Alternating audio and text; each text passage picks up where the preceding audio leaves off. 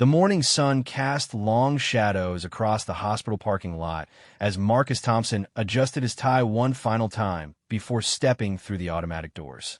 At 32, he had worked hard to build his reputation as a successful financial advisor, and today's meeting with the hospital board could secure the biggest contract of his career. His polished leather shoes clicked confidently against the marble floor as he made his way toward the elevator bank. The elevator arrived with a soft chime, and Marcus stepped inside, checking his watch. He was running slightly ahead of schedule, which was exactly how he liked it. As the doors began to close, he heard the distinctive sound of someone approaching quickly, accompanied by an irregular tapping against the floor. "Hold the elevator, please," called a voice from the hallway. Marcus glanced at the closing doors, then at his watch again. He had plenty of time, but something about the urgency in the voice irritated him. He was in the zone, mentally preparing for his presentation, and didn't want any distractions. Instead of pressing the button to reopen the doors, he stepped back and let them close completely. Through the small gap before the door sealed shut, he caught a glimpse of an older man in a worn military jacket, leaning heavily on a walking cane. The man's face showed disappointment as he watched the elevator disappear upward, but he simply stepped back and waited for the next one. Marcus felt a brief twinge of guilt, but quickly pushed it aside. He had important business to attend to, and helping every person who moved slowly wasn't his responsibility. The elevator climbed smoothly to the 7th floor, where the hospital's administrative offices were located. The meeting went better than Marcus had hoped. The hospital board was impressed with his presentation on investment strategies for their pension fund, and preliminary discussions suggested a contract worth over $2 million in management fees. As he packed up his materials, the board chairman shook his hand warmly. "We'll have a decision for you within the week, Mr. Thompson," the chairman said. "Your proposal shows exactly the kind of innovative thinking we need." Marcus left the meeting room feeling triumphant. This contract would put his firm on the map and secure his financial future. He decided to celebrate with lunch at the hospital's upscale cafeteria, which catered to visiting specialists and administrators. The cafeteria was busy with the lunch crowd, and Marcus joined the line, still riding high from his successful presentation. As he moved through the serving area, selecting a grilled salmon plate and sparkling water, he noticed the seating area was nearly full. Most tables were occupied by medical staff in scrubs, visiting families, and a few people in business attire like himself. Near the windows, he spotted a table for two that was perfect for his needs. It offered natural light for reviewing his notes and was positioned away from the noisier areas where families with children were eating. As he approached with his tray, he noticed someone else heading toward the same table from the opposite direction. It was the same older man from the elevator earlier that morning. The man moved slowly, his walking cane carefully placed with each step, and carried a simple tray with soup and a sandwich. He wore the same faded military jacket, which Marcus now noticed had several service ribbons pinned to the chest. Despite his obvious mobility challenges, the man's posture remained straight and dignified. Both men reached the table at nearly the same time, but Marcus was slightly faster. Without hesitation, he set his tray down and pulled out the chair facing the window, claiming the spot he wanted. The older man paused, looking at the table, then around the crowded cafeteria for another option. "Excuse me," the veteran said politely, his voice carrying a slight southern accent. "I was hoping to sit here. I have some difficulty standing for long periods, and this seemed like a good spot." Marcus looked up from arranging his napkin, taking in the man's weathered face and the way he leaned on his cane.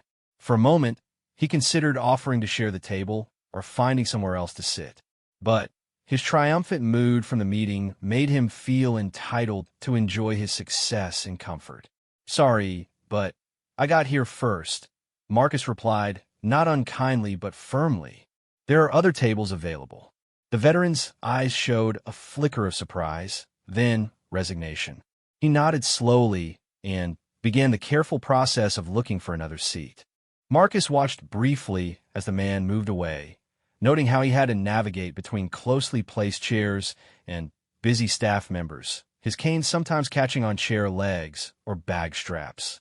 Marcus turned his attention to his meal, pulling out his phone to check emails and review the notes from his meeting.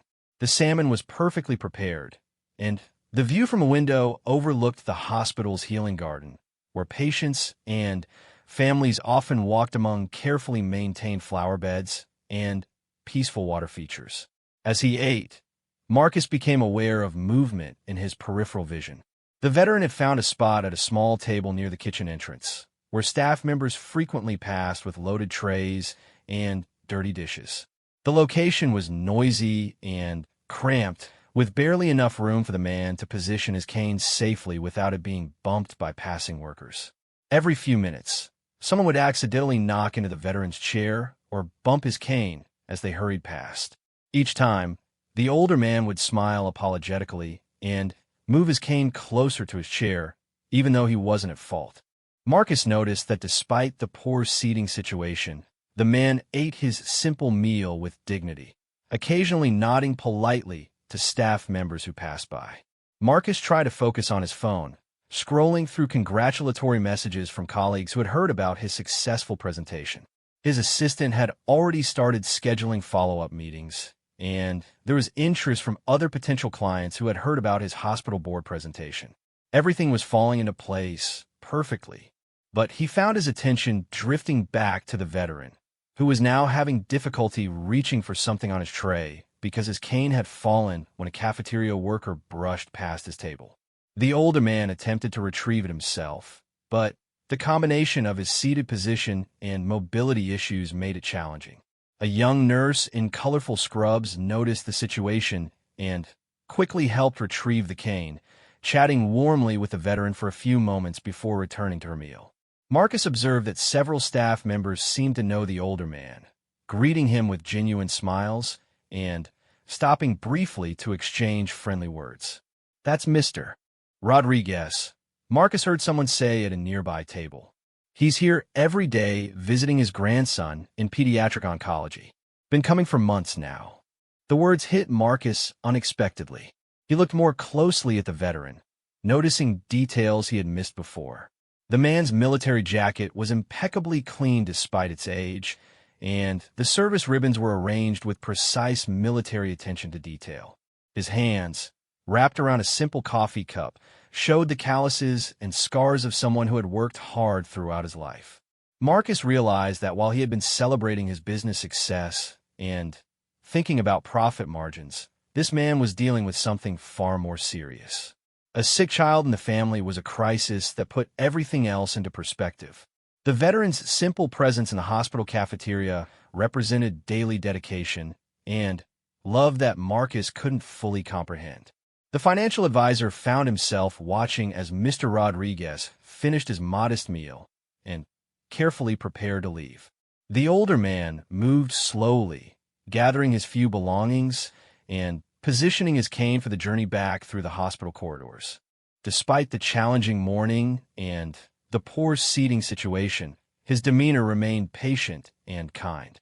As Mr. Rodriguez stood to leave, he accidentally made eye contact with Marcus across the cafeteria. Instead of showing any resentment or frustration, the veteran simply nodded politely, the same way he might acknowledge a stranger on the street. There was no anger in his expression, no attempt to make Marcus feel guilty about taking the better table. Just the quiet dignity of a man who had learned to accept life's small disappointments with grace. Marcus watched the veteran make his way slowly toward the cafeteria exit, navigating the busy dining room with careful steps. Other diners unconsciously made room for him, and several staff members offered friendly waves as he passed. It was clear that Mr. Rodriguez had earned respect and affection from the hospital community through his daily presence and gentle demeanor. After the veteran disappeared from view, Marcus sat alone at his window table, the celebratory mood from his business meeting feeling suddenly hollow. The sunlight streaming through the glass seemed less warm, and his expensive meal had lost some of its appeal.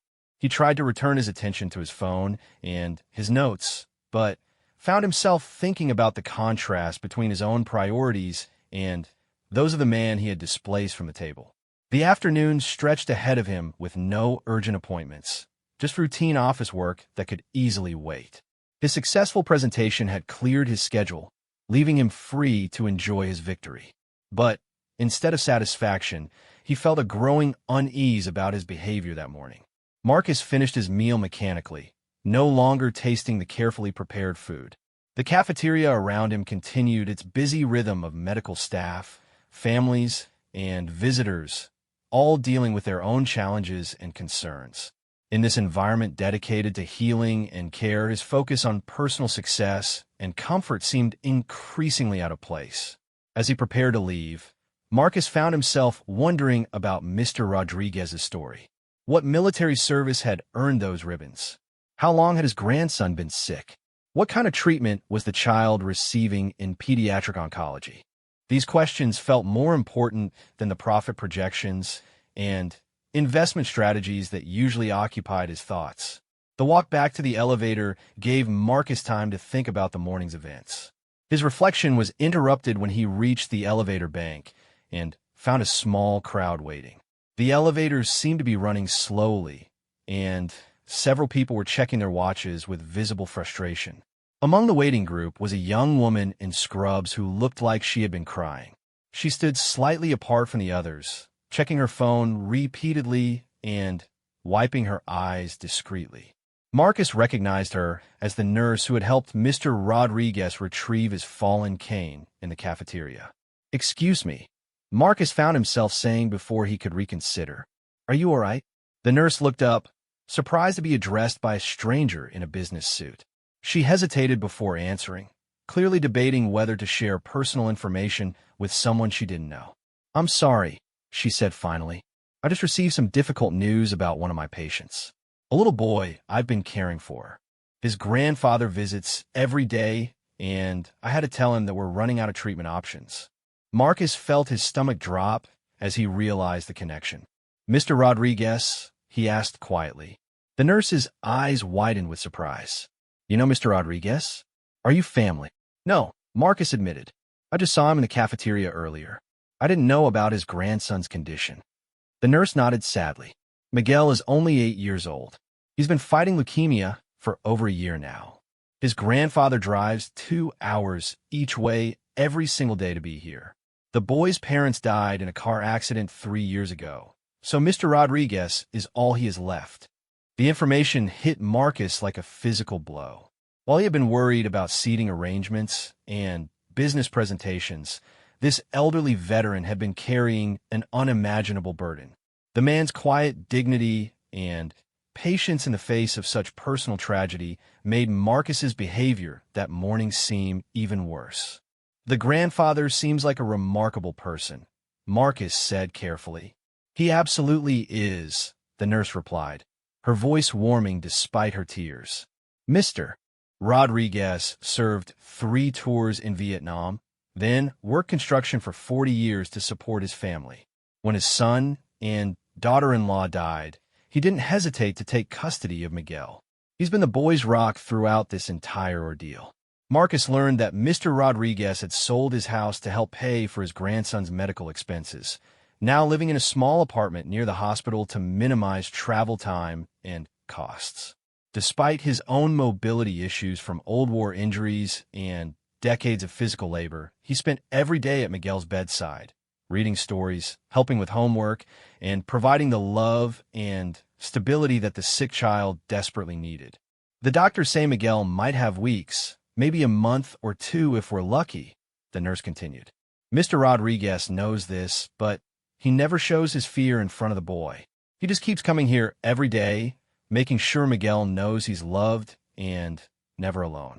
The elevator finally arrived, and Marcus rode up in silence, processing everything he had learned. His successful business meeting, which had seemed so important that morning, now felt trivial compared to the real human drama playing out in the floors above. A grandfather's love, a dying child, a family torn apart by tragedy, and held together by one man's unwavering dedication. When Marcus reached the parking garage, he sat in his car for a long time before starting the engine. The leather seats and premium sound system that usually made him feel successful now seemed like meaningless luxuries. He thought about Mr. Rodriguez's worn military jacket, his careful movements with the walking cane, his polite acceptance of disappointment when Marcus had claimed the better table. The drive back to his office passed in a blur of traffic and regret. Marcus found himself imagining what it would be like to face the loss of grandchild, to make daily trips to a hospital knowing that time was running out, to maintain hope and strength for a sick child while dealing with personal grief and financial stress. His expensive office building's parking garage felt sterile and cold compared to the hospital's atmosphere of purpose and caring.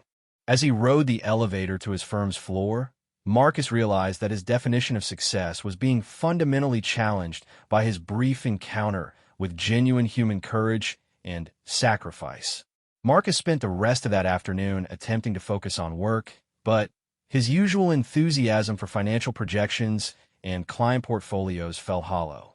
Every spreadsheet and investment report reminded him of the contrast between his concerns about profit margins and Mr. Rodriguez's focus on spending precious time with his dying grandson. The successful hospital board presentation, which should have been the highlight of his week, seemed increasingly insignificant. His assistant, Jennifer, knocked on his office door around 4 o'clock with a stack of congratulatory messages from colleagues and potential clients who had heard about the hospital contract. Normally, such recognition would have energized Marcus for hours of follow-up calls and strategic planning. Instead, he found himself staring out his office window at the city skyline, thinking about an elderly veteran making his daily journey to a pediatric cancer ward. "Mr. Thompson?" Jennifer's voice broke through his distraction. "The Williams account is online too, and Harbor Bank wants to schedule a meeting about their pension fund restructuring. Should I set something up for next week?" "Yes, of course," Marcus replied automatically, then paused. "Actually, Jennifer, do you have children?" The question surprised his assistant, who had worked for him for 3 years without many personal conversations. "I have a daughter. She's 6 years old. Why do you ask?" Marcus hesitated, unsure how to explain his sudden interest in family matters. "I was just wondering what you would do if she became seriously ill, how that would change your priorities." Jennifer's expression shifted from professional courtesy to genuine concern. "Is everything all right, Mr. Thompson? You seem different today." "I'm fine," Marcus assured her quickly. "I just had an encounter today that made me think about what really matters in life." That evening, instead of his usual routine of reviewing market reports and preparing for the next day's meetings, Marcus found himself researching pediatric cancer treatment and survival rates.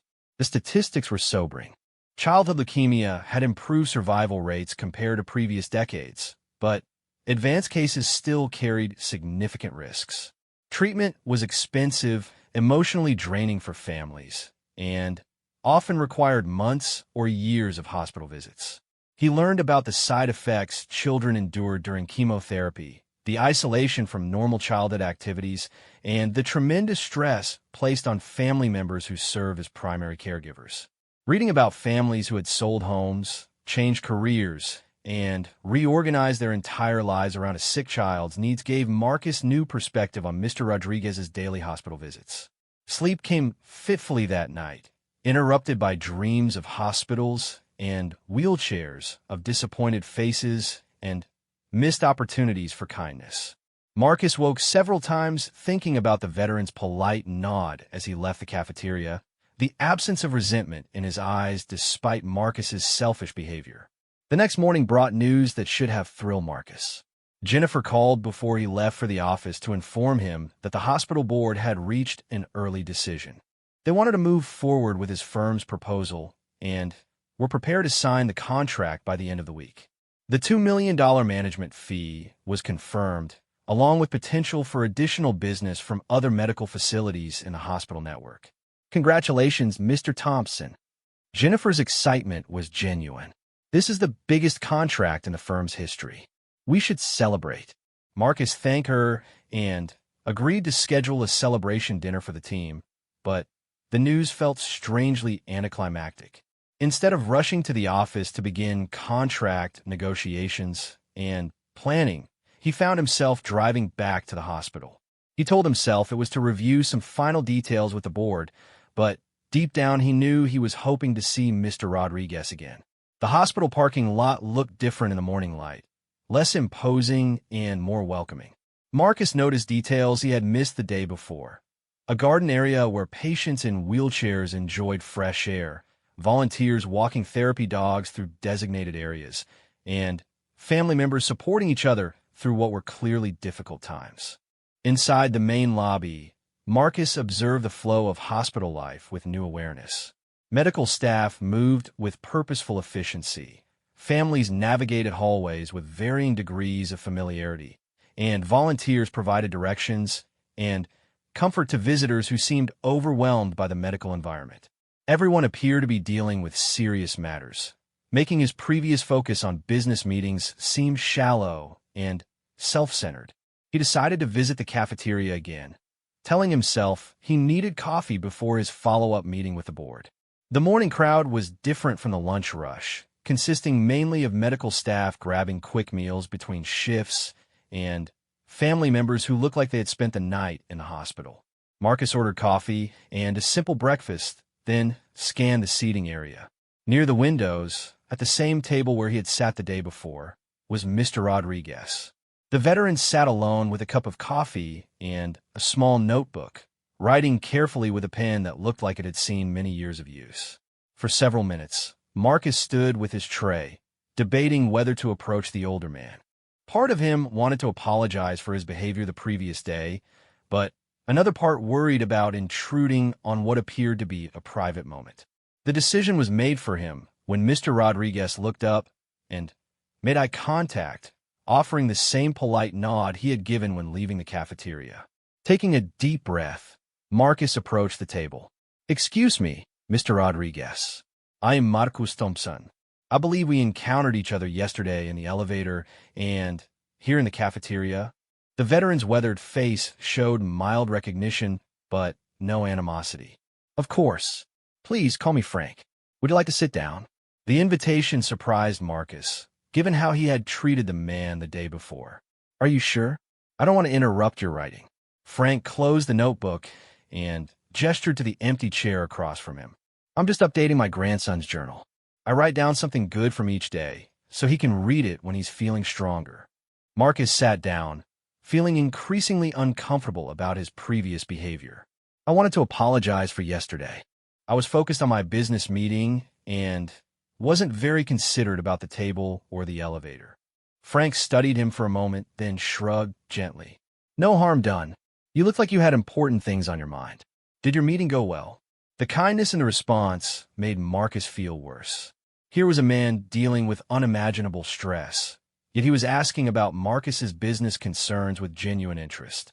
"It did go well, thank you. But I learned something yesterday that put things in perspective." "Oh, what was that?" Marcus hesitated, uncertain how much to reveal about his conversation with the nurse. "I heard about your grandson's situation. I'm very sorry about what your family is going through." Frank's expression didn't change, but his hands tightened slightly around his coffee cup. "Miguel is a brave boy, braver than most adults I've known, including some soldiers I served with in Vietnam." The comment opened a door for Marcus to learn more about Frank's background. Over the next 30 minutes, he discovered that Frank Rodriguez had been drafted at 19 and served 3 tours in Vietnam as a combat engineer. His job had involved clearing mines, building bridges under fire, and maintaining supply routes through dangerous territory. "I came back different than when I left," Frank admitted quietly. "Not just the physical injuries that gave me this cane. The war changed how I looked at life, what seemed important versus what actually was important."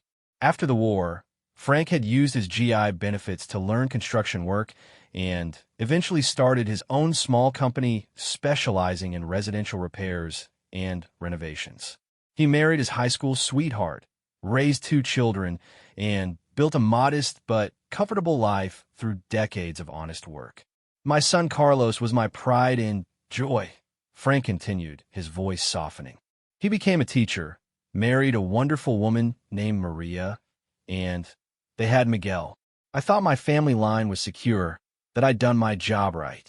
The car accident that killed Miguel's parents had happened on a rainy evening 3 years earlier.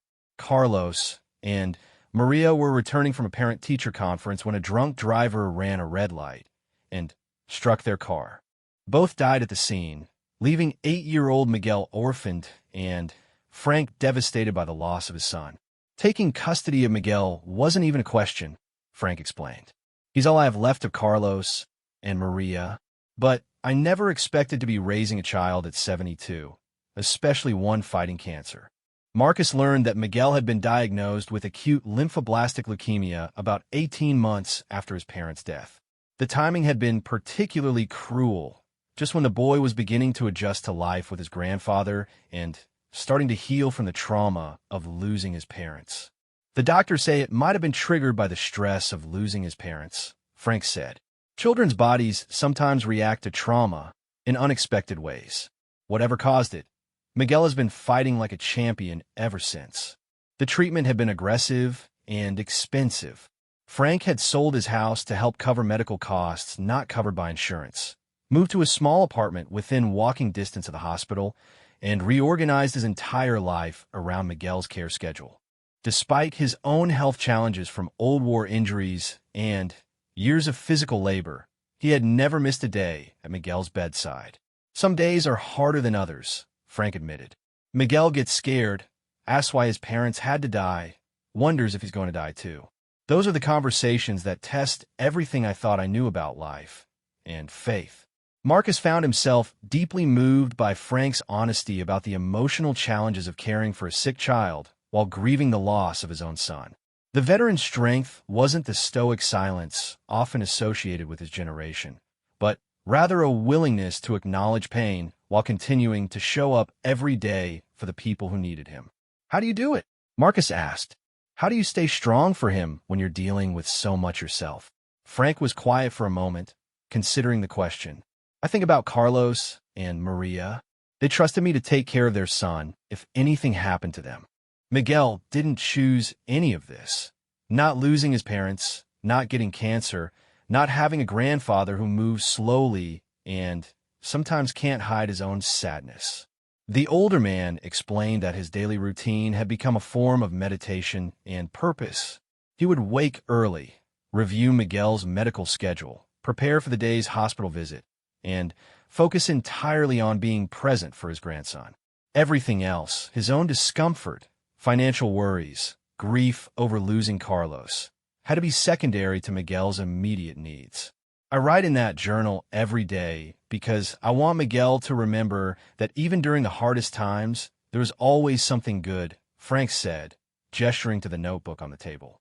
Maybe it was a nurse who told a funny story, or a therapy dog visit, or just the fact that we got to spend another day together. Marcus realized he was witnessing a masterclass in real priorities and genuine love. While he had been celebrating business victories and worrying about profit margins, Frank had been demonstrating daily courage and selflessness on a level that Marcus had never considered. "Yesterday when I saw you in the cafeteria," Marcus said carefully, "I didn't know any of this. I was focused on my own success and convenience. I should have been more considerate." Frank smiled slightly, the first real smile Marcus had seen from him. "Son, I've been overlooked and pushed aside plenty of times in my life. By Army officers who thought engineers weren't real soldiers. By clients who assumed an old Hispanic man couldn't do quality work. By doctors who initially didn't think I was capable of caring for a sick child." He paused to sip his coffee, then continued. "What I learned is that other people's opinions about me don't change who I am or what I need to do. Yesterday, you needed that table more than I did. Today you're here talking with me like a human being. That matters more than where we sit." The generosity of Frank's perspective embarrassed Marcus further. Here was a man who had every reason to be bitter about life's unfairness, yet he chose to focus on human connection and understanding. His response to Marcus's apology revealed a depth of character that came from decades of facing real challenges with dignity. "Can I ask about Miguel's prognosis?" Marcus said gently. Frank's expression grew serious again. "The doctors are honest with me. The latest round of chemotherapy isn't working as well as they hoped. We're looking at experimental treatments, but some of them are only available in other cities, and the costs. He trailed off, but Marcus understood. Even with insurance, experimental cancer treatments could bankrupt a family. Frank's construction pension and Social Security provided basic living expenses, but cutting-edge medical care required resources far beyond what most working families could afford. We take it one day at a time, Frank included. Miguel is strong, and the medical team here is excellent. If there's a way to help him, they'll find it. As their conversation continued, Marcus found himself sharing details about his own life that he rarely discussed with anyone. His drive for financial success, his focus on building wealth and status, his recent realization that business achievements felt empty when compared to Frank's daily acts of love and sacrifice. Success means different things at different times in life, Frank observed. When I was young, success meant surviving Vietnam and making it home. Later, it meant building a business and providing for my family. Now it means giving Miguel the best chance possible and making sure he knows he's loved. The simple wisdom of this perspective resonated with Marcus in a way that no business philosophy or self-help book ever had. Frank's definition of success was entirely focused on service to others, particularly those who depended on him most. Their conversation was interrupted when a young nurse approached the table.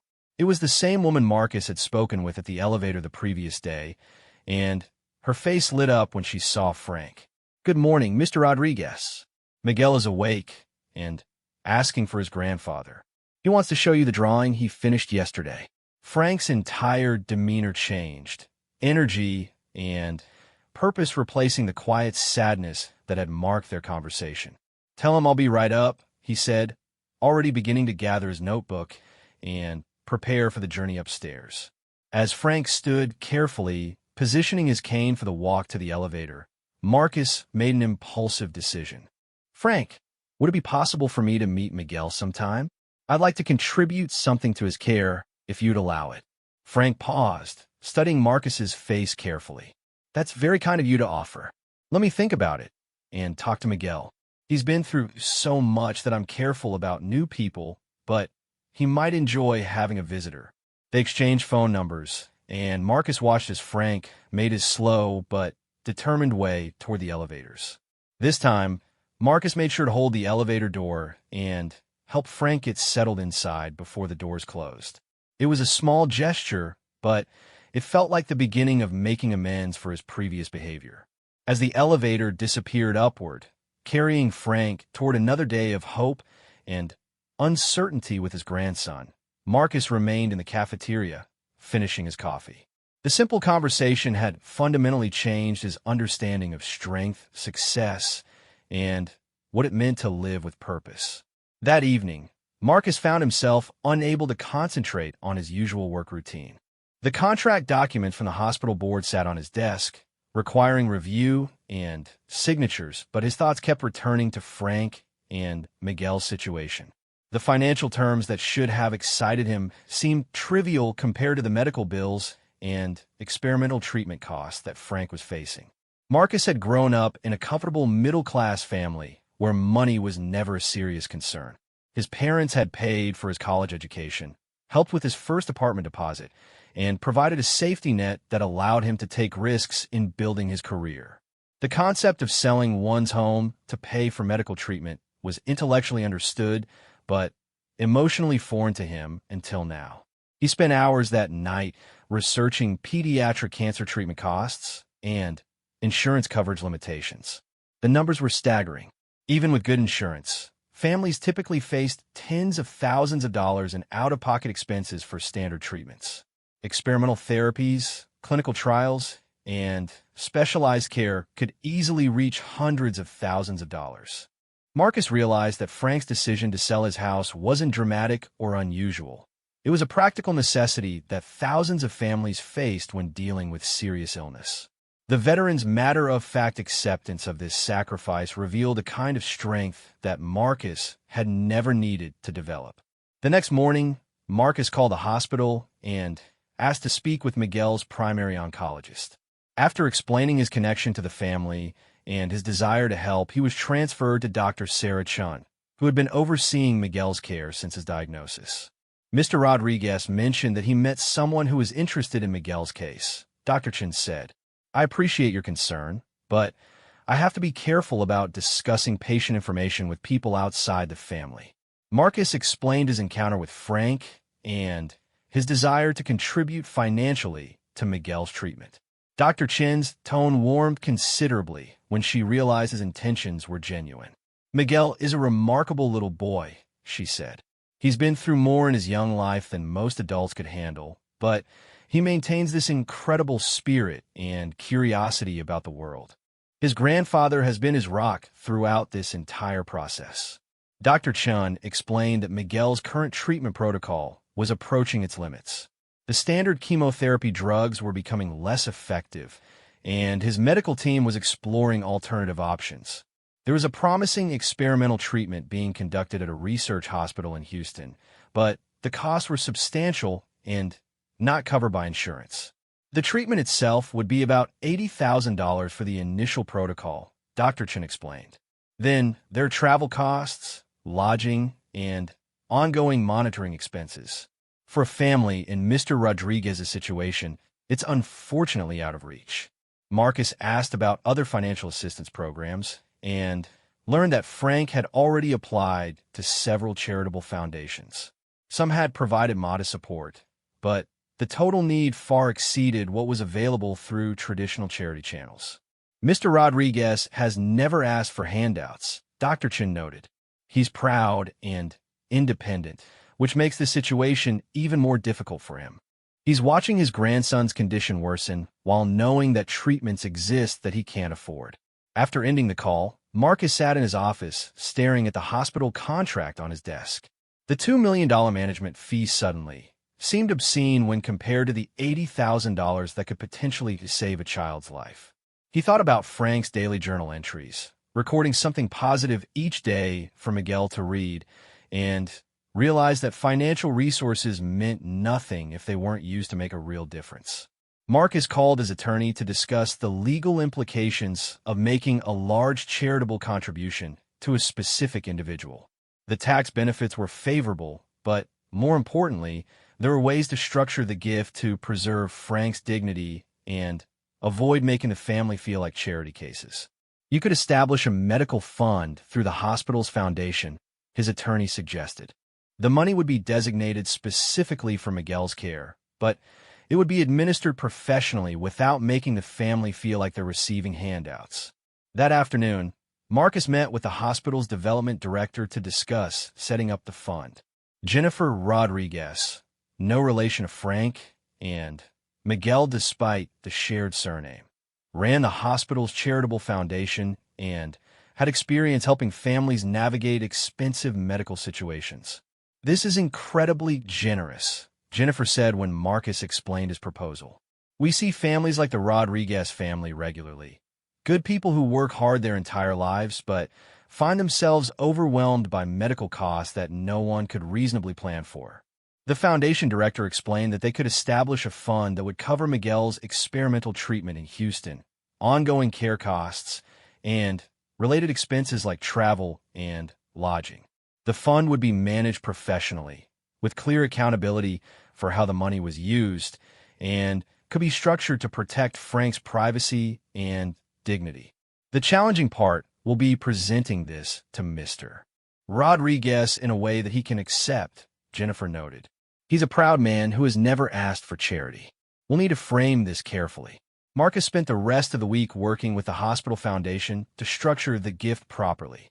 The legal documents were complex, but the goal was simple: ensure that Miguel could receive the experimental treatment without placing any financial burden on Frank. The fund would be administered by the hospital, with Frank maintaining full control over medical decisions. During this time, Marcus found himself thinking constantly about Frank and Miguel. He had called Frank once to check in, but kept the conversation brief, not wanting to intrude on the family's privacy. Frank had mentioned that Miguel was having a difficult week with increased fatigue and some concerning test results that had the medical team adjusting his current treatment plan. On Friday afternoon, Marcus received a call from Frank that changed everything. "Marcus, I hope I'm not bothering you at work." Frank's voice sounded strained and exhausted. "Miguel had a serious episode this morning. He's in intensive care, and the doctors are saying we need to make some decisions about his treatment very soon." Marcus immediately left his office and drove to the hospital. He found Frank in the ICU waiting area, sitting alone in a chair that dwarfed his slight frame. The veteran's military bearing was still evident, but he looked older and more fragile than he had just a few days earlier. "How is he?" Marcus asked, sitting down beside Frank.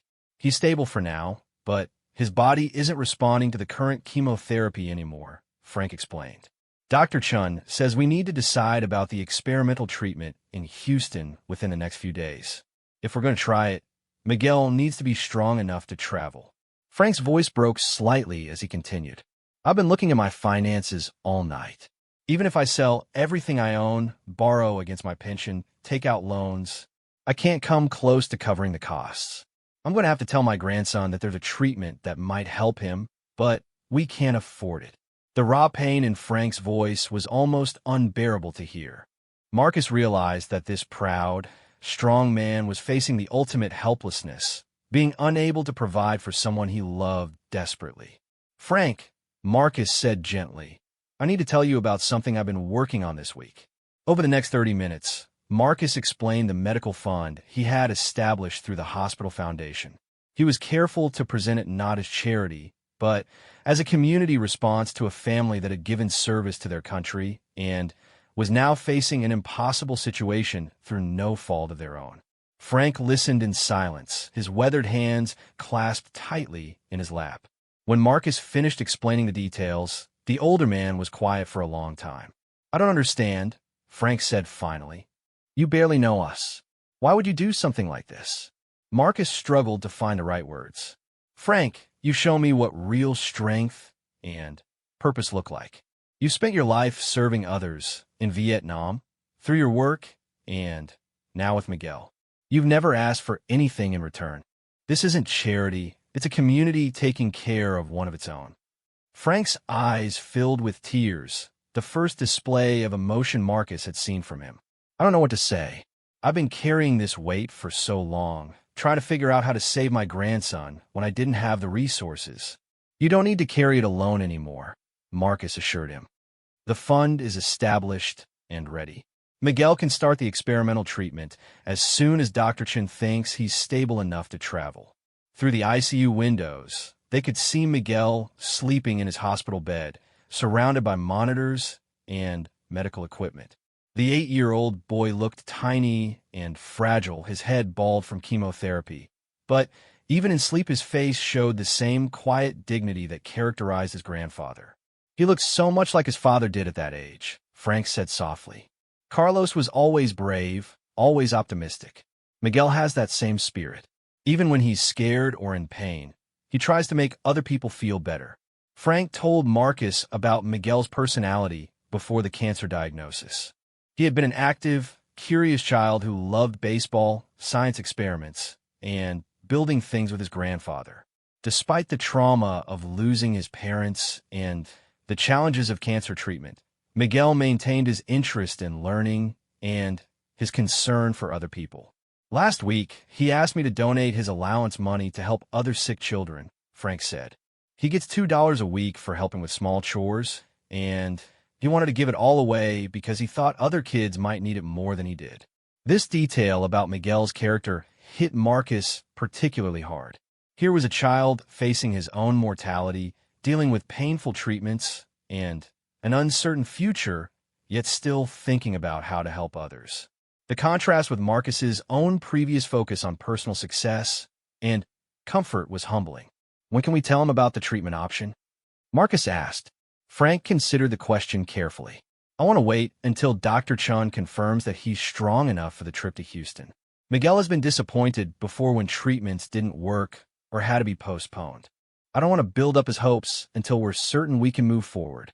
They spent the next few hours in the ICU waiting area, talking quietly about Miguel's medical history, Frank's military service, and the practical details of arranging treatment in Houston.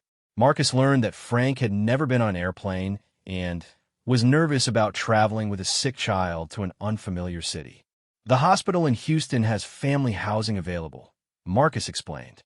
The fund will cover everything: treatment, travel, lodging, meals, whatever you need. You just focus on taking care of Miguel. Around dinner time, Miguel woke up and asked to see his grandfather. Frank went into the ICU room while Marcus waited outside, but through the window he could see the reunion between grandfather and grandson. Despite his obvious fatigue and discomfort, Miguel smiled when he saw Frank and immediately began talking animatedly about something. When Frank returned to the waiting area, he was smiling for the first time since Marcus had arrived at the hospital. "He wants to know if you're the man who helped me with the elevator yesterday," Frank said. "Apparently he's been curious about meeting you ever since I mentioned that someone had been kind to me."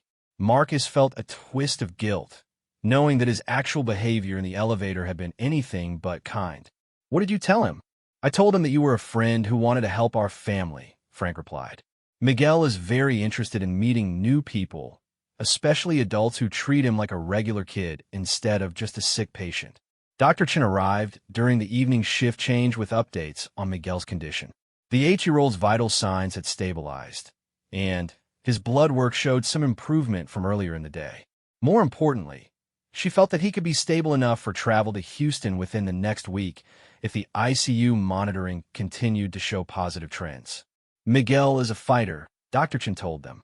"His body has been through an incredible amount of stress, but he keeps bouncing back." The experimental treatment in Houston has shown promising results with children in similar situations. The doctor explained that the Houston treatment involved a combination of targeted therapy and immunotherapy designed to help Miguel's own immune system fight the cancer. It was more precise than traditional chemotherapy and often had fewer severe side effects, but it required careful monitoring and specialized equipment that wasn't available at every hospital.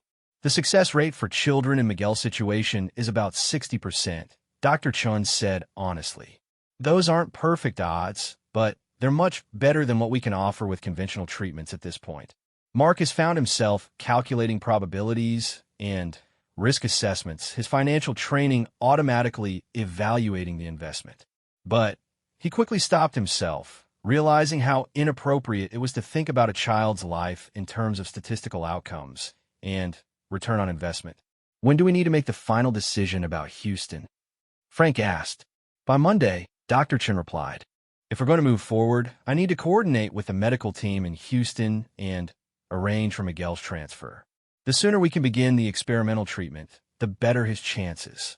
After Dr. Chen left, Frank and Marcus sat in comfortable silence for a while, both processing the weight of the decision ahead. The experimental treatment offered hope, but it also meant leaving the familiar medical team that had cared for Miguel for over a year and traveling to an unfamiliar place for an uncertain outcome. "Are you scared?" Marcus asked. Frank considered the question carefully. "I'm terrified," he admitted, "but not of the treatment or the travel or even the possibility that it might not work. I'm scared of not doing everything possible to give Miguel a chance at a normal life." The honesty of Frank's fear made Marcus realize how different real courage was from the confidence he had always associated with success. Frank's bravery wasn't the absence of fear.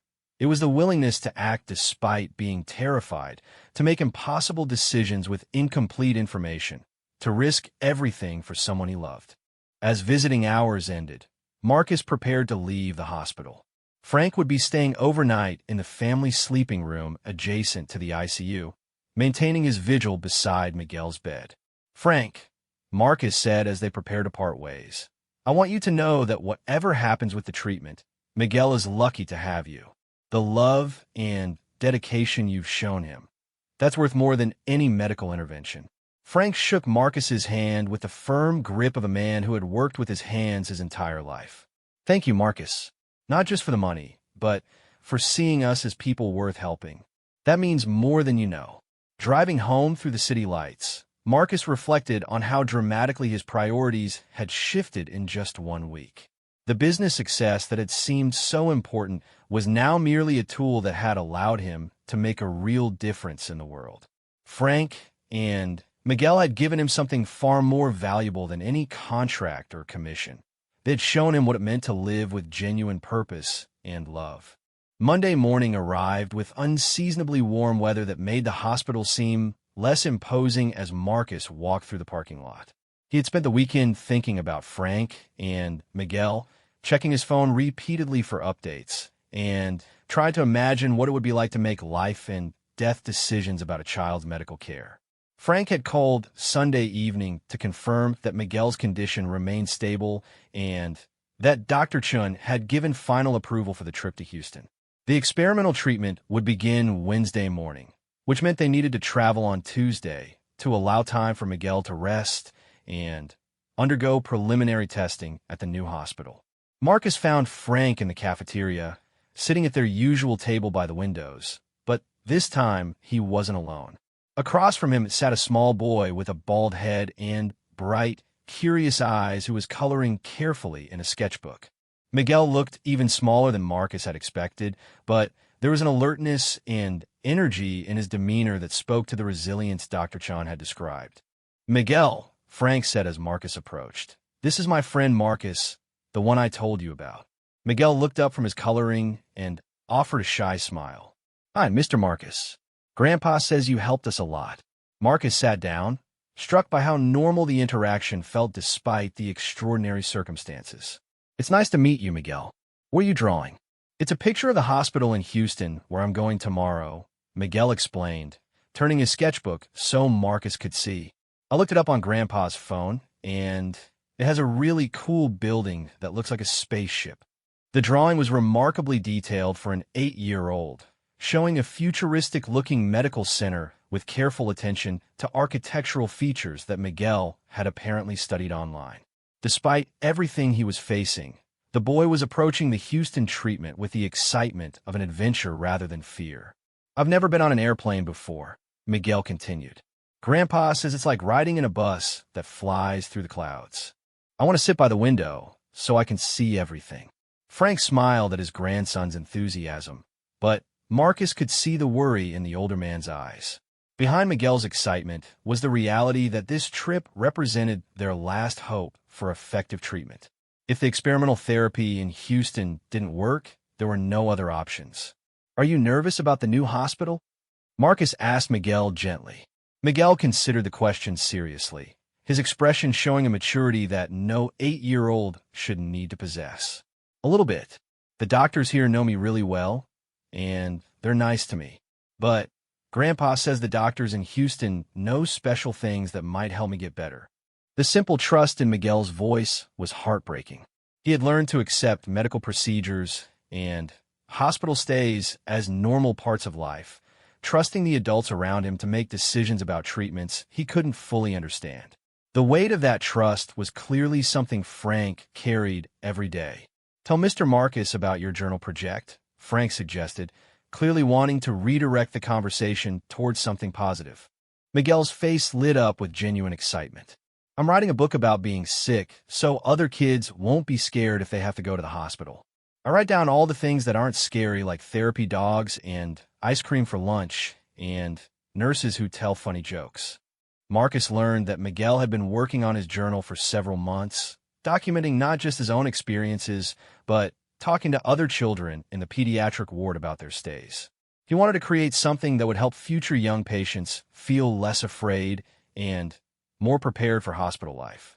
"Dr. Chun says maybe the hospital could give copies to new patients," Miguel explained proudly. "I want kids to know that hospitals aren't just places where you're sick, they're places where people take care of you and help you get better." The sophisticated understanding behind Miguel's project amazed Marcus. This child had transformed his own suffering into a tool for helping others, displaying an emotional intelligence and selflessness that many adults never develop. Frank's influence was clearly evident in his grandson's character. "Would you like to see some of it?" Miguel asked, reaching for a different notebook that Frank had been carrying. Marcus read several entries from Miguel's hospital journal, each one written in careful 8-year-old handwriting with occasional spelling errors that somehow made the content even more poignant. Miguel had documented everything from the taste of different cafeteria foods to the names of cleaning staff members who always said hello during their rounds. One entry particularly struck Marcus. Today, a new boy came to our floor, and he was crying because he missed his mom. I told him that being scared is okay, and that the nurses here are really nice. Then we played cards, and he felt better. Grandpa says helping other people helps you feel better too, even when you're sick. This is incredible, Miguel, Marcus said honestly. You're going to help so many children with this book. The conversation was interrupted when Dr. Chun appeared at their table, carrying a folder of medical documents and looking pleased about something. Good morning, everyone, she said, sitting down in the fourth chair at their table. I have some updates about tomorrow's travel plans, and I think Miguel will be particularly interested in one piece of news. Dr. Chun explained that the medical team in Houston had reviewed Miguel's case files and was impressed with his progress and resilience. More importantly, they had decided to include Miguel in an expanded version of the experimental treatment that incorporated some promising new elements. They're going to try a combination approach, Dr. Chun told Frank. The standard experimental protocol plus some additional targeted therapy that's shown excellent results in preliminary trials. Miguel's specific genetic markers make him a good candidate for this enhanced treatment. Frank leaned forward, hope and anxiety competing in his expression. Does that change the prognosis? It improves it significantly, Dr. Chin replied. The combination therapy has shown success rates of about 80% in cases similar to Miguel's. Those are very encouraging numbers. Miguel listened to this conversation with the serious attention he had learned to give medical discussions, even though Marcus suspected he didn't fully understand all the technical terms. What he clearly grasped was that the adults around him were feeling more hopeful, and that energy was contagious. Will the new medicine taste bad? Miguel asked, which was apparently his primary concern about any treatment. Dr. Chin laughed, the first time Marcus had seen her look truly relaxed. Actually, this treatment is given through in 4, so you won't taste it at all. But the hospital in Houston has an amazing ice cream selection to help with any mouth soreness.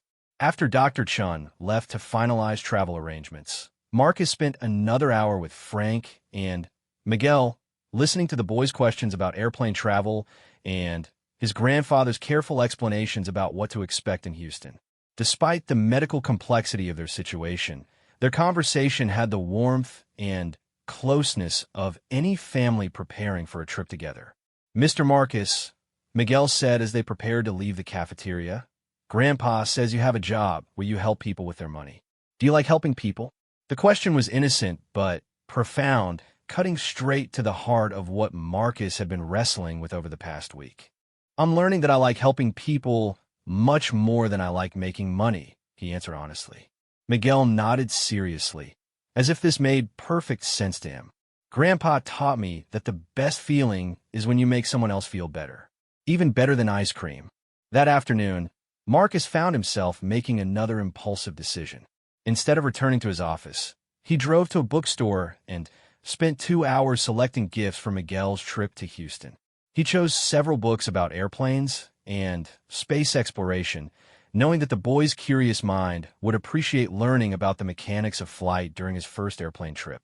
He also found a professional quality journal with blank pages, thinking that Miguel might want to continue documenting his experiences in Houston.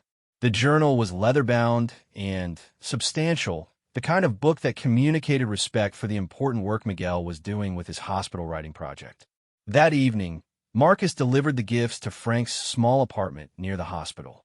It was his first time seeing where Frank and Miguel lived, and the modesty of their circumstances struck him immediately. The apartment was clean and well-organized, but clearly furnished with items from thrift stores and yard sales. Despite the humble surroundings, it felt warm and lived in, with Miguel's artwork taped to the refrigerator and Frank's military photos displayed proudly on a side table. You didn't need to bring anything, Frank protested as Miguel excitedly unwrapped the books and journal. I wanted to, Marcus replied. Miguel mentioned being curious about how airplanes work, and I thought he might enjoy reading about it during the flight. Miguel immediately settled onto the floor and began reading one of the books, absorbed in diagrams showing how airplane engines create thrust and lift. His concentration was absolute, the same intense focus he brought to his hospital journal writing. He's always been like that, Frank observed, watching his grandson read. Even when he's not feeling well, if something captures his interest, he'll study it until he understands every detail. Frank showed Marcus around the small apartment, pointing out Miguel's bedroom, which was decorated with model airplanes that Frank had built with his grandson during long recovery periods between treatments. The craftsmanship was excellent, each model painted carefully and displayed with pride. "We started building these when Miguel first got sick," Frank explained. "He was stuck in bed a lot, and I wanted to give him projects that would keep his hands and mind busy. It became our special thing to do together." Marcus could see that Frank had been far more than a caregiver to Miguel. He had been a teacher, playmate, and source of stability during the most difficult period of the boy's life. The apartment showed evidence of countless hours spent on educational activities, creative projects, and the kind of attention that helped a sick child continue growing and learning despite his medical challenges. As the evening progressed, Miguel showed Marcus his hospital journal project in detail. The boy had written dozens of entries, illustrated them with careful drawings, and organized them into categories that would be most helpful for different types of young patients. His understanding of what other children might need during hospital stays revealed remarkable empathy and insight. "Miguel wants to be a doctor when he grows up," Frank said proudly. "He says he wants to take care of kids the way Dr. Chan takes care of him. Or maybe a writer," Miguel added thoughtfully. "I like writing about things that happen to me. Maybe I could write books and be a doctor." The casual way Miguel talked about his future plans, as if recovery and a normal life were certainties rather than hopes, demonstrated the psychological strength that had helped him endure months of difficult treatment. Frank's influence was evident in his grandson's positive outlook and determination to find purpose even in suffering. Around 8 o'clock, it became clear that Miguel was getting tired. The excitement of the upcoming trip, combined with his ongoing medical treatment, had taken its toll. Frank helped him get ready for bed with the practiced efficiency of someone who had been managing a child's complex medical routine for months. "Good night, Mr. Marcus," Miguel said sleepily as Frank tucked him into bed. "Thank you for the books and for helping us go to Houston. I'm going to write about the airplane ride in my new journal." Marcus said good night and followed Frank back to the small living room, where they sat quietly for a while. The apartment felt peaceful despite the medical equipment in one corner and the pill organizers on the kitchen counter that reminded them of the reality they were living with. "Are you ready for tomorrow?" Marcus asked. Frank was quiet for a moment, staring at his hands. "I don't think anyone can be ready for something like this. But Miguel is excited, and that makes it easier for me." They talked about practical details of the trip, flight times, airport logistics, and the family housing arrangements at the Houston Medical Center. Frank admitted that he was nervous about traveling with all of Miguel's medications and medical equipment, but the hospital had provided detailed instructions and emergency contact information. "I keep thinking about Carlos and Maria," Frank said quietly, "wondering what they would think about all of this, whether they would approve of the decisions I'm making for their son." Marcus could see the weight of responsibility that Frank carried, not just for Miguel's physical care, but for honoring the trust that Carlos and Maria had placed in him when they named him as Miguel's guardian. Every medical decision, every day in the hospital, every moment of hope or fear was filtered through Frank's commitment to his deceased son and daughter-in-law. "They chose you to take care of Miguel because they knew you would love him unconditionally and make the best decisions possible," Marcus said. "Everything you've done for him proves they were right to trust you." Frank nodded slowly, but Marcus could see that he would always question whether he was doing enough, whether there were other options he should have considered, whether his love alone was sufficient to guide him through impossible medical and financial decisions. As Marcus prepared to leave, Frank walked him to the door of the small apartment. "I don't know how to thank you for what you've done for us," Frank said. You've given Miguel a chance that I could never have provided on my own. You've given me something too, Marcus replied honestly. You've shown me what really matters in life. That's worth more than any business contract. They shook hands, and Marcus left knowing that regardless of what happened in Houston, he had been forever changed by his encounter with Frank and Miguel's courage, love, and unshakable commitment to each other. 6 months later, Marcus stood in the hospital's family garden, watching Frank push Miguel in a wheelchair among the flower beds they had both come to know so well. Miguel's hair was beginning to grow back, still thin and wispy, but dark like his grandfather's had been in his youth. More importantly, the boys' energy and curiosity had returned in full force, making their garden walks adventures in botanical education and storytelling. The experimental treatment in Houston had been grueling, but ultimately successful. Miguel had spent 2 months in Texas, undergoing the combination therapy, while Frank maintained his daily vigil in the family housing facility. There had been setbacks and scary moments when the treatment seemed too harsh for Miguel's small body, but the medical team had adjusted protocols and provided support that kept them moving forward. Marcus had visited them twice in Houston, bringing books, games, and, most importantly, simply being present during the most difficult phases of treatment. He had learned to navigate the complex world of pediatric oncology, understanding drug protocols, and test results in ways he never imagined would be relevant to his life. "Mr. Marcus," Miguel called out from his wheelchair, holding up a journal entry he had been writing during their garden walk. "I finished the story about the airplane ride to Houston. Do you want to read it?" Marcus took the leather journal he had given Miguel before their trip and read the carefully written entry. Miguel's writing had improved dramatically over the months, and his ability to find positive details in even difficult experiences continued to amaze everyone who knew him. "Yesterday, I got to fly an airplane for the first time," the entry began. "Grandpa was nervous, but he let me sit by the window anyway. The clouds looked like cotton balls, and the cars below looked like my toy cars. The flight attendant brought me extra peanuts and asked about my Superman shirt. I told her I was going to Houston to get special medicine to help me be strong like Superman." Miguel had written several pages about the flight, documenting everything from the safety demonstration to the view of the Houston skyline as they landed. But he had also written about Frank's nervousness during takeoff, how they held hands during turbulence, and Frank's excitement when Miguel pointed out interesting sights below them. "This is wonderful, Miguel," Marcus said, returning the journal. "Your book is going to help so many children who have to travel for medical treatment." Miguel beamed with pride. In the months since returning from Houston, he had organized his hospital journal into a comprehensive guide for young patients and their families. The local children's hospital had agreed to publish it as an official resource, with Miguel listed as the author and Frank as editor. "Dr. Chun says the book will be ready next month," Miguel announced. "They're going to have a party when they give the first copies to patients. You'll come to the party, won't you?" Marcus assured him that he wouldn't miss the celebration for anything.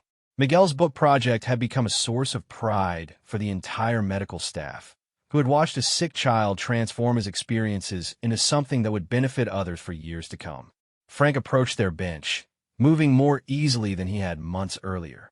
The stress of Miguel's crisis had taken a physical toll on the older man, but successful treatment had restored energy and hope that made him seem younger than his 73 years. "How are you feeling about going back to school next week?" Frank asked Miguel, settling onto the bench beside Marcus. Miguel's return to regular elementary school represented a major milestone in his recovery. He had been cleared for normal activities, though he would continue regular medical monitoring and take preventive medications for another year. The transition from patient to regular kid was exciting, but also somewhat intimidating for a boy who had spent so much time in medical settings.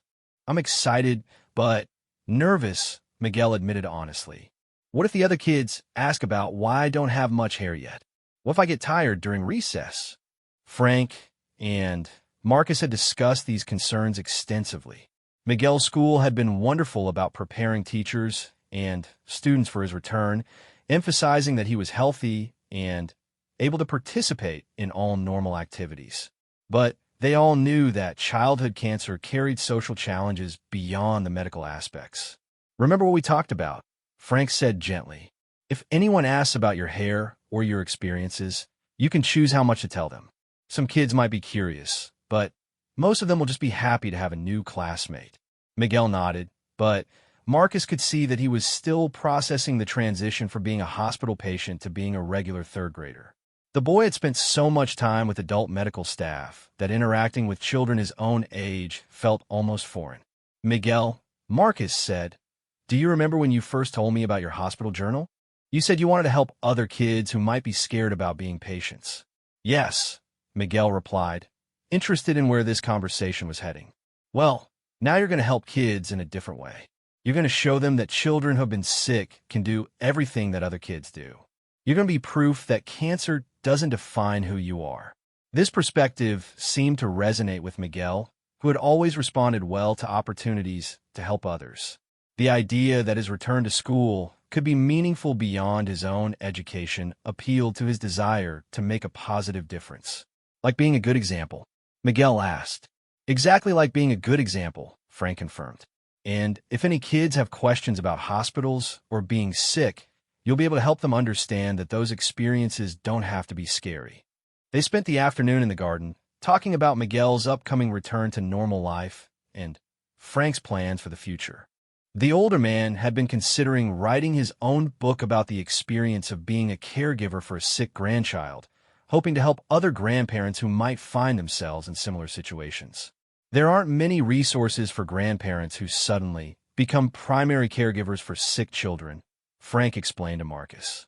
"Most support groups and literature focus on parents. But grandparents often have different challenges, our own health issues, fixed incomes, less familiarity with modern medical systems." Frank's book idea had grown from conversations with other grandparents he had met during Miguel's treatment. The hospital waiting rooms and family housing facilities were filled with older adults who had stepped up to care for grandchildren when parents were unable to do so, whether due to death, illness, or other circumstances. "I want to write about the practical stuff," Frank continued. "How to navigate insurance systems when you're not the legal parent, how to manage medications, how to maintain your own health while caring for a sick child. But also the emotional aspects, dealing with guilt about your adult child's death, learning to hope again after experiencing loss." Marcus had encouraged Frank's writing project and offered to help with publishing logistics when a manuscript was complete. Frank's perspective as a veteran, grandfather, and primary caregiver represented a unique voice that could genuinely help other families facing similar challenges. As the afternoon sun began to set, they prepared to return Miguel to the apartment for dinner and homework. The boy had been given assignments to complete before returning to school, designed to help him catch up on material he had missed during treatment. Despite months of hospitalization, Miguel had maintained his love of learning and was actually ahead of his grade level in several subjects. "Mr. Marcus," Miguel said as Frank helped him back into the wheelchair for the trip home, "Grandpa says you might be getting married soon. Is that true?" Marcus smiled, touched that Frank had shared this personal news with his grandson. "Yes, it's true. I'm engaged to a wonderful woman named Sarah. We're planning to get married next spring." Miguel's face lit up with excitement. "Will we be invited to the wedding? I've never been to a wedding before." "Of course you'll be invited," Marcus assured him. "Sarah is looking forward to meeting you. She's a teacher, so she's especially interested in your hospital journal project." Marcus had met Sarah 3 months earlier at a charity fundraiser for pediatric cancer research. She taught 4th grade at a school in the city and had been immediately interested in Marcus's involvement with Miguel's case. Their relationship had developed naturally, built on shared values about service and family that Marcus had learned from Frank. Sarah had accompanied Marcus on one of his recent visits with Frank and Miguel, and the two had connected immediately over books and school stories. Miguel had been impressed that Sarah knew about authors he was discovering and could recommend new books based on his interests. "Is Sarah going to be your wife and your best friend?" Miguel asked with 8-year-old directness. "Yes, exactly," Marcus replied. "Just like you and Grandpa are family and best friends." Frank smiled at the comparison, But Marcus could see how deeply the older man valued his relationship with Miguel. They had been through experiences that created bonds stronger than typical grandparent-grandchild relationships, forged by shared crisis and mutual dependence. That evening, Marcus joined Frank and Miguel for dinner in their small apartment, something that had become a weekly tradition since their return from Houston. The apartment felt different now than it had months earlier, still modest, but filled with the energy of recovery and hope rather than the quiet desperation of crisis. Miguel's medical equipment was gone, replaced by normal childhood possessions like books, art supplies, and the model airplanes he continued to build with Frank. The pill organizers on the kitchen counter held only vitamins and preventive medications rather than the complex chemotherapy protocols that had dominated their lives for so long. "I have news to share with both of you," Marcus announced over dinner. "The Hospital Foundation Board has approved funding for a new program based on Miguel's journal project." Frank and Miguel looked at him with curiosity and excitement. "They want to create a formal program where young patients can document their experiences and create resources for other children," Marcus explained. "It would include writing workshops, art therapy, and opportunities for kids to share their stories with newly diagnosed patients." Miguel's eyes widened with understanding. "You mean other kids could write journals like mine?" "Exactly. And you would be the program's first youth ambassador, helping to design activities and mentor other children who want to share their experiences." Frank reached over and squeezed his grandson's hand. "Miguel, do you understand what this means? Your idea of helping other kids is going to become something that helps children for years and years to come." Miguel was quiet for a moment, processing the magnitude of what Marcus was describing. Finally, he looked up with the same serious expression he used when considering important questions. "Will I still be able to go to regular school and do regular kid things?" "Absolutely," Marcus assured him. "The program would meet once a week after school and maybe some weekends. You still have plenty of time for homework, friends, and just being 8 years old." This balance was important to everyone involved in Miguel's recovery. While his experiences as a cancer patient had given him unusual maturity and purpose, they also wanted to ensure he had opportunities to simply be a child without the weight of illness or responsibility. After dinner, Miguel showed Marcus his latest school preparation work, which included a presentation about Houston for his new classmates. He had created a poster with photos from their trip and written a short essay about the experience that focused on adventure and discovery rather than medical treatment. "I want kids to know that going to different hospitals can be interesting," Miguel explained. "The Houston hospital had an amazing cafeteria and a playroom with video games I'd never seen before. Plus, I got to see a different city and ride in 2 airplanes." Miguel's ability to frame his medical journey as an educational adventure rather than a traumatic ordeal demonstrated the psychological resilience that had helped him through treatment. Frank's influence was clearly evident in his grandson's determination to find positive aspects in difficult experiences. As the evening drew to a close, Marcus reflected on how profoundly his life had changed since that first encounter with Frank in the hospital elevator. His priorities had shifted from personal success to meaningful contribution. His relationships had deepened from professional networking to genuine friendship, and his understanding of strength had evolved from confidence to courage. "Frank," Marcus said as they prepared to say goodnight, "I want you to know that meeting you and Miguel was the most important thing that ever happened to me. You changed my life in ways I'm still discovering." Frank studied Marcus's face with a careful attention he brought to all important conversations. "I think you changed your own life," he replied finally. "You just needed to see what was possible when you stopped focusing on yourself and started focusing on other people." The simple wisdom of this observation struck Marcus as fundamentally true.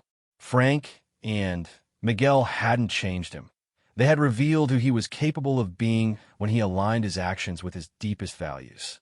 Miguel hugged Marcus goodnight, a gesture that had become natural over their months of friendship.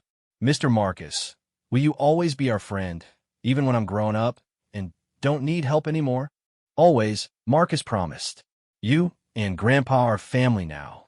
As Marcus drove home through the city streets, he thought about the chain of events that had started with his selfish behavior in a hospital elevator and led to the most meaningful relationship of his life.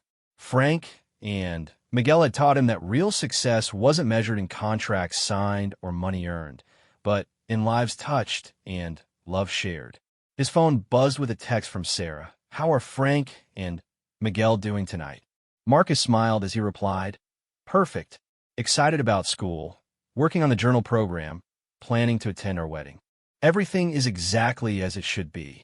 The response captured something essential about what he had learned from Frank and Miguel. Life wasn't perfect, and challenges would certainly continue to arise. But when people faced difficulties with love, courage, and commitment to each other, everything could indeed be exactly as it should be. 6 blocks from his downtown apartment, Marcus passed the hospital where this story